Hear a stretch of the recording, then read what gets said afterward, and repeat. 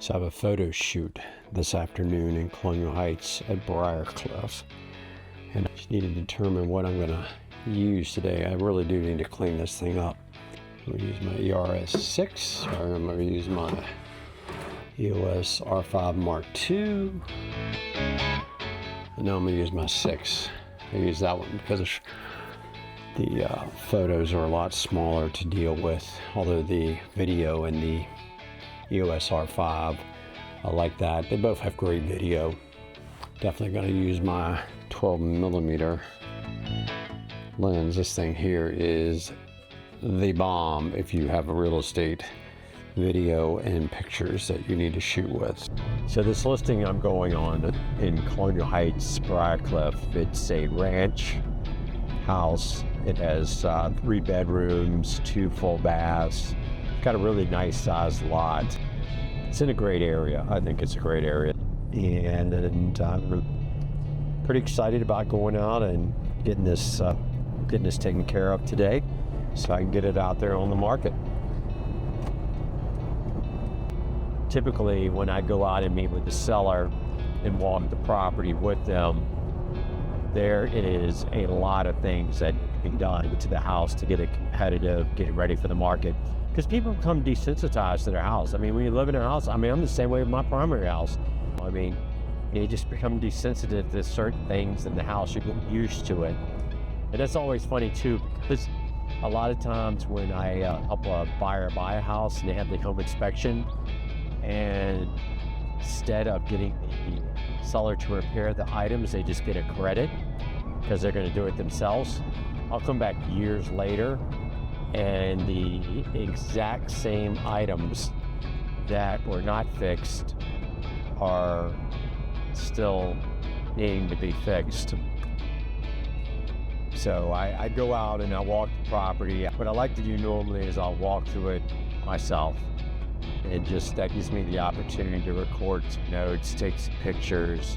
Of course, I always ask if I have permission, but I'll take pictures so I can go back and look at the house. And it also helps me too, like with this portion of it right now, me going out doing the photo shoot, it helps me determine, what are the good angles of the property that I want to highlight. I mean, so many realtors, I guarantee you, I am probably at the small percentage of agents that actually do their own marketing, meaning their own video, their own photos, their own 3D tours, I mean, all that stuff.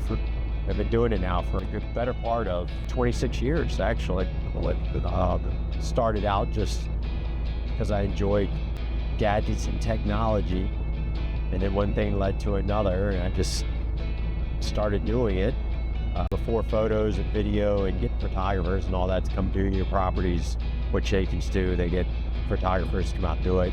And there's pros and cons for that. For me, it really does allow me to know that property and be able to share that property with buyers. Colonial Heights High School,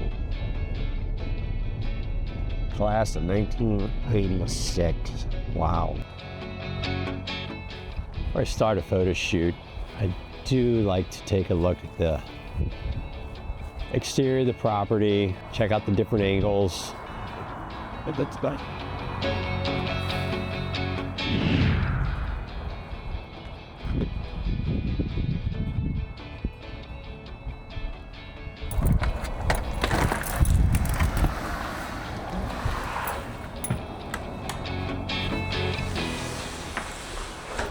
Normally I would say, anybody home? But I knew it was vacant.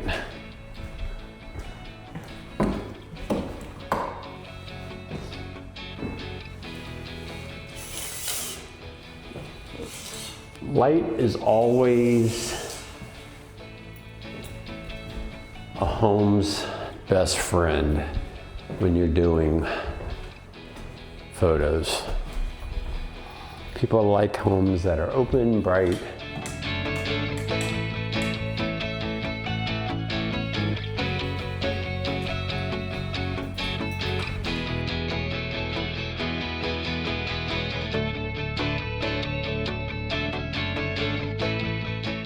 when you take photos, you want to have it about this height because you don't want too much floor, don't want too much ceiling when you have a shot.